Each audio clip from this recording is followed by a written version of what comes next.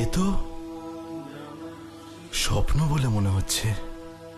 স্বপ্ন নয় স্বামী, এ অলৌকিক ঘটনা।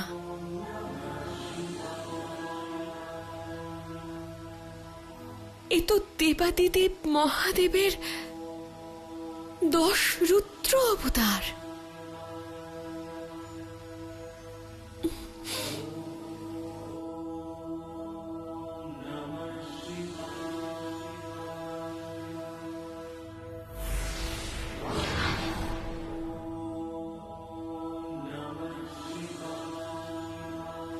প্রথমে আমার 10টি রুদ্রাক্ষ প্রাপ্তি, তারপর তোমার পূজার সময় 10টি পুষ্প প্রাপ্তি,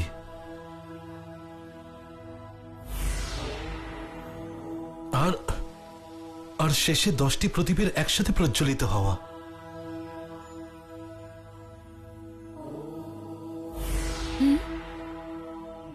সবই এক সুতোয় বাঁধা স্বামী, আর তা হলো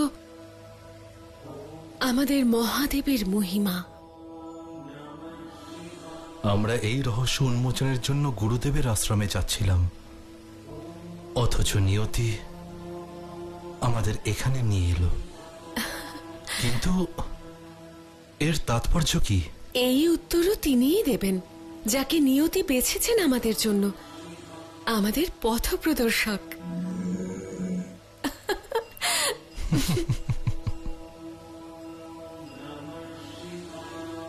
এখানে রয়েছেন মহাদেবের অবতার, আর আমাদের এখানে নিয়ে এসেছেন যিনি, তিনি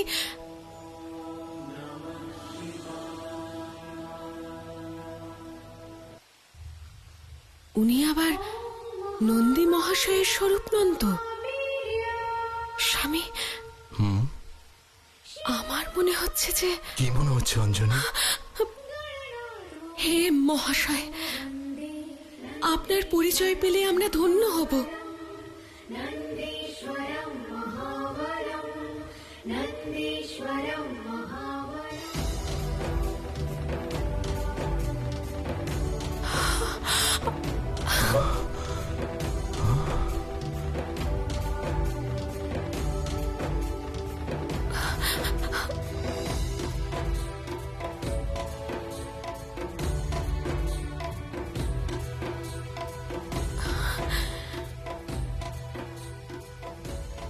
হে নন্দীশ্বর, আপনার দর্শন পেয়ে আমরা কৃতার্থ। হে নন্দীদেব, আমাদের এই গুহায় আনার তাৎপর্য কি? জগৎ কল্যাণের উদ্দেশ্যে মহাদেবের ইচ্ছে যে দেবী অঞ্জনী যেন মারুতিকে এই দৈব গুহায় নিয়ে আসেন এবং তাকে মহাদেবের 10 রুদ্র অবতারের বিষয়ে জ্ঞাত করেন। যদি এখন থেকেই মারুতির অন্তরে জ্ঞান তথা ধর্মের বীজ অঙ্কুরিত হয়, তাহলে ভবিষ্যতে মহানুভবতার নতুন ইতিহাস রচনা করবে। কি? আমাদের পুত্র মারুতি ভবিষ্যতে বানরকুলের নাম উজ্জ্বল করবে? এ তো অত্যন্ত খুশির খবর। কিন্তু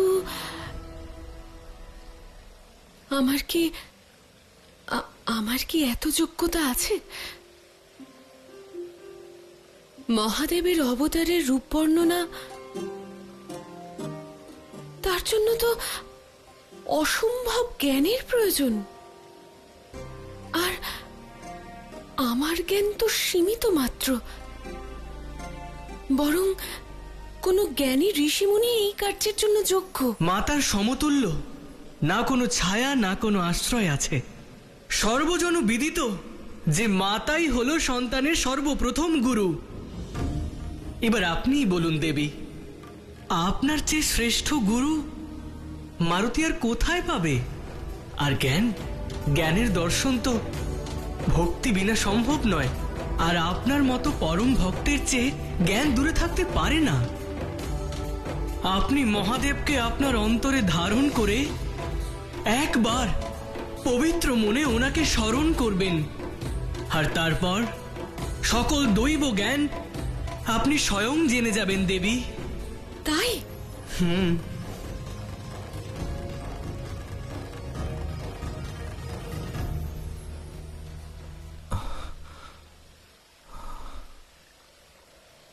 হর হর মহাদেব, হে পরমেশ্বর রুদ্র অবতার, কৃপা করে আমাকে আপনার দৈব জ্ঞানে সমৃদ্ধ করুন প্রভু, যাতে আমি আমার মারুতিকে ভবিষ্যতের জন্য গড়ে তুলতে পারি। ওম নমঃ শিবায়, ওম নমঃ শিবায়, ওম নমঃ শিবায়, ওম নমঃ শিবায়, ওম নমঃ শিবায়।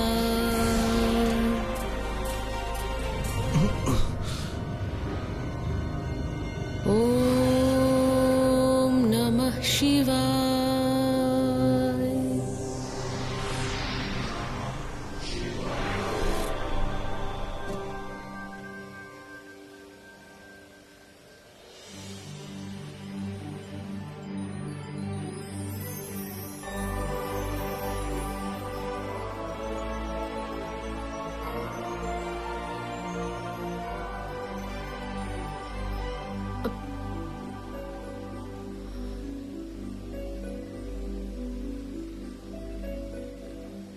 আমার মনে হচ্ছে যেন অন্তরাত্মা শান্ত হয়ে গেছে, আর মনে কোনো প্রশ্নও নেই। এই হলো জ্ঞানের শক্তি দেবী। যখন সব প্রশ্ন সমাপ্ত হয়ে যায় তখন চিত্ত শান্ত হয়ে যায়। সবই মহাদেবের কৃপা। হর হর মহাদেব। হর হর মহাদেব।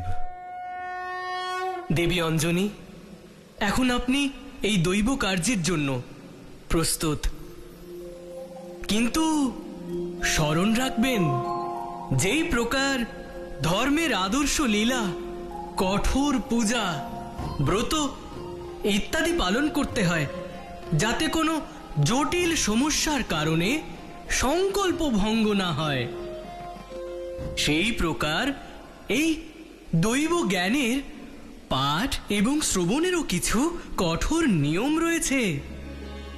আপনাকে সূর্যোদয়ের প্রথম কিরণের সাথে সাথে এই দৈব গাথার শুভারম্ভ করতে হবে, তথা সূর্যাস্তের সাথে সাথেই এর সমাপ্তিও করতে হবে। পাঠের মুহূর্তে আপনাকে এবং মারুতিকেও উপবাস করে থাকতে হবে।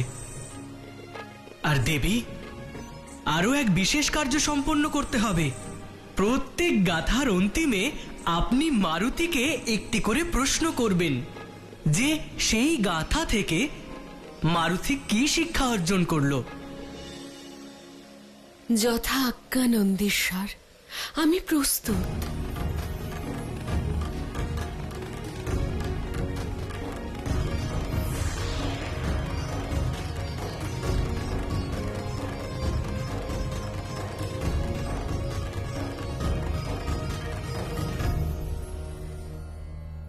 হে মহাদেব, আপনার লীলা তো সর্বদাই রহস্যময় হয়। আপনার রুদ্ররূপের কাহিনী শুনে শিশু মারুতির জ্ঞান সঞ্চার অবশ্যই হবে, কিন্তু এই মুহূর্তে আপনার এই লীলা রচনার কি অভিপ্রায় প্রভু? হে দেবী, প্রবল পরিমাণ ইচ্ছা শক্তি এবং কঠোর তপস্যার ফলে রাবণ অসাধারণ শক্তিশালী হয়ে উঠেছে। তার দ্বারা কৃত অসংখ্য পাপের ফলে ধরিত্রীতে অধর্মের পরিমাণ বেড়েই চলেছে। সেই দিন আসন্ন যখন শ্রীহরি বিষ্ণুর অবতার রামচন্দ্রের দ্বারা রাবণের বিনাশের মাধ্যমে এই ধরিত্রী মুক্ত হবে। সংসারে ধর্ম এবং কর্মের আদর্শ স্থাপনের উদ্দেশ্যে পৃথিবীতে প্রভু শ্রীরাম পুরুষোত্তম রূপে অবতীর্ণ হবেন, যে কারণে ওনারও কিছু সীমাবদ্ধতা থাকবে। এই অবস্থায় আমাদের মারুতিকে সর্বদিক থেকে সুদৃঢ় এবং সমৃদ্ধ করতে হবে, কারণ তাকে সদা সর্বদা রাম ভক্তদের রক্ষা করে যেতে হবে। সময় আসন্ন যখন মারুতি পরম কল্যাণকারী একাদশমুখী সিদ্ধ রূপ প্রাপ্ত হবে। কিন্তু প্রত্যেক কাহিনী শেষ হয়ে যাওয়ার পর সে কাহিনী থেকে কি শিখলো তা জানার কি তাৎপর্য প্রভু? হে দেবী, আমার মারুতি অবতার সংসারে সকল দিক থেকে অনুকরণীয়। সেই কারণেই মারুতিকেও আর সকল সাধারণ মানুষের ন্যায় প্রতি পদক্ষেপে প্রমাণ করতে হবে যে সে এই দৈব জ্ঞানের যোগ্য কিনা। মারুতি কোনো জন্মজাত অলৌকিক শিশু নয়, বরং নিজের কর্ম এবং শুদ্ধ চিন্তার ফল। তাই সে দৈবত্ব পেয়েছে। এই কথা প্রত্যেক মনুষ্যের জন্য প্রযোজ্য দেবী। যে কেউ তার তপস্যা আর পরিশ্রমের ফলে লক্ষ্যে পৌঁছতে পারে দেবী। আমার রুদ্ররূপের কাহিনী শোনা এবং তার গূঢ় অর্থ বোঝা শিশু মারুতির পক্ষে মোটেও সরল হবে না দেবী। তাই এর মাধ্যমে মারুতির বুদ্ধিমত্তা এবং চতুরতার পরীক্ষাও হবে। আর যদি সেই সবকিছুর অর্থ বুঝতে পারে, তাহলে এটাই প্রমাণিত হবে যে সে তার দৈব কর্তব্যের প্রতি কিছু পথ আরো অগ্রসর হয়েছে। তা হল প্রভু শ্রীরামচন্দ্রের সেবা। আর যদি সেই সবকিছুর অর্থ বুঝতে পারে, তাহলে এটাই প্রমাণিত হবে যে সে তার দৈব কর্তব্যের প্রতি কিছু পথ আরো অগ্রসর হয়েছে। তা হল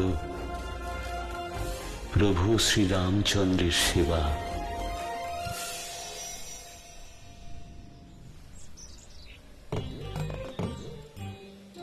এত মূর্তি!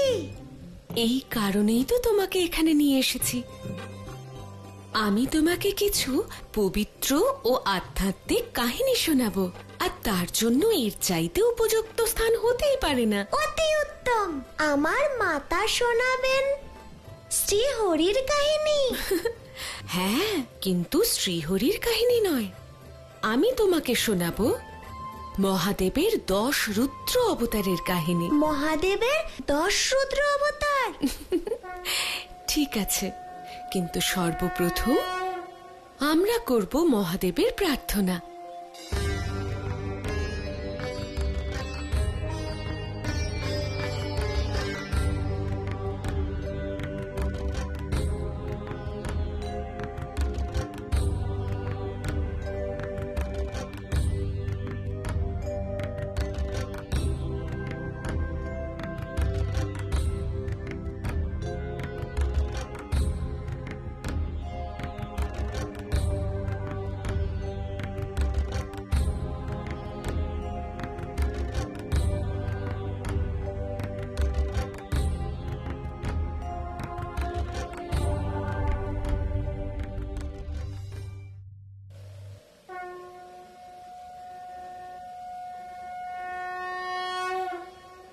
কাহিনী শুরু করা যাক।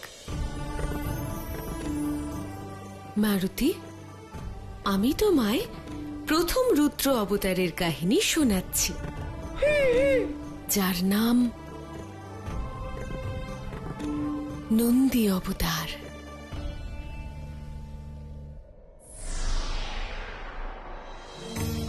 বেশ কিছুকাল পূর্বের কথা। সত্যযুগে এক জ্ঞানী তপস্বী ঋষি ছিলেন, ঋষি শিলাদ।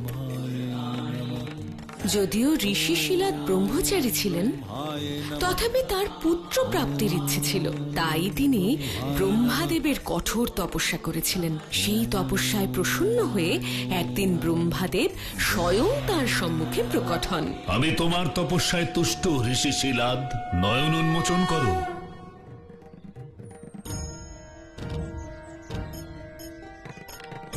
প্রণাম প্রভু। মুনিবর, বলো তোমার মনের ইচ্ছা কি? প্রভু, আমি পুত্র লাভ প্রার্থনা করি।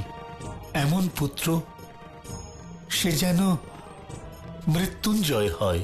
মুনিবর, তোমার সমতুল্য আমিও বিধির বিধানে আবদ্ধ। তুমি যা চাইছো তা পূর্ণ করা আমার সামর্থ্যের বাইরে। অন্য কোনো বর প্রার্থনা করো। নিরাশ হইও না মুনিবর। যদি তোমার এই বরই প্রার্থনা, তাহলে মহাদেবের তপস্যা করো। তারপর কি হলো মাতা? আপনি কেন থেমে গেলেন মাতা? আরে, আমি শ্বাসও নেব না। এরপর ব্রহ্মাদেবের আদেশ অনুসারে ঋষি শিলাদ মৃত্যুঞ্জয় পুত্রের আশায় মহাদেবের আরাধনা করতে শুরু করেন। ওম নমঃ শিবায়, ওম নমঃ শিবায়, ওম নমঃ শিবায়। বর্ষ অতিক্রান্ত হল, কিন্তু মহাদেব প্রকট হলেন না। তথাপি শিলাদের ধ্যানে কোনো রকম পরিবর্তন হলো না। তার তপস্যা নিরন্তর চলতে থাকলো। এই কারণে পরম স্নেহময়ী মাতা পার্বতী ঋষি শিলাদের পরিস্থিতিতে চিন্তিত হলেন।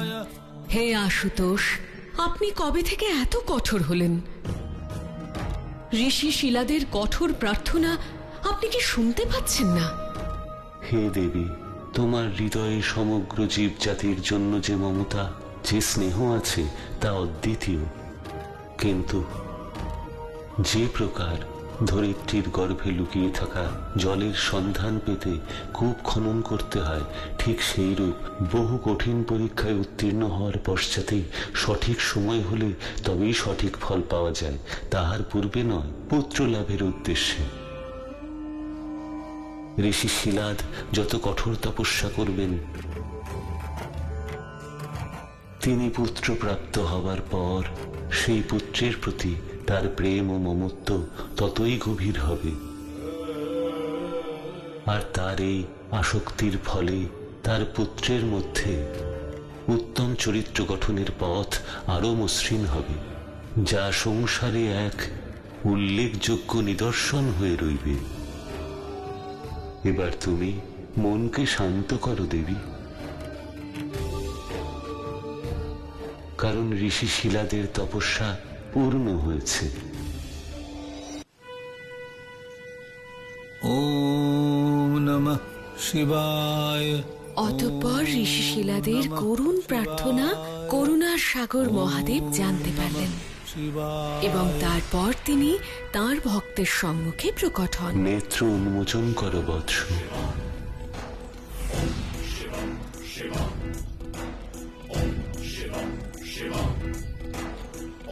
মহাদেবের দর্শন পেয়ে ঋষি শিলাদ অত্যন্ত বিভোর হয়ে গেলেন। এতটাই বিভোর হলেন যে তাঁর বোধ বুদ্ধি হারিয়ে গেল। তার নেত্র থেকে অশ্রু ঝরতে লাগলো। আর এই বিভোর হওয়ার কারণে তিনি যে মৃত্যুঞ্জয় পুত্রর বরদান চাইবেন তা তিনি ভুলেই গেলেন, আর মহাদেবের কাছে অন্য কিছু চেয়ে নিলেন। হে মহাদেব, আমি বরদান স্বরূপ আপনার মতো পুত্র লাভ করতে চাই। মহাদেবের আদেশানুসারে ঋষি শিলাদ সম্পূর্ণ বিধি মেনে পবিত্রভাবে শিবের যজ্ঞ সম্পন্ন করলেন। কঠোর তপস্যা আর অপরিসীম ভক্তির প্রদর্শনের পর অবশেষে সেই ক্ষণ উপস্থিত হল, যার প্রতীক্ষা ঋষি শিলাদ বহু বর্ষ ধরে করেছেন।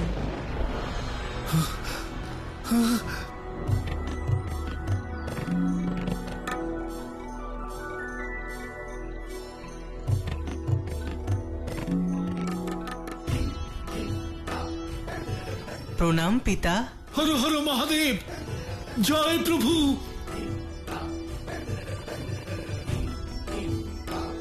পিতা, আপনাকে আমার অসংখ্য প্রণাম পিতা।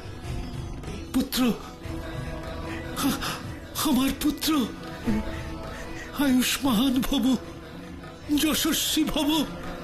পিতা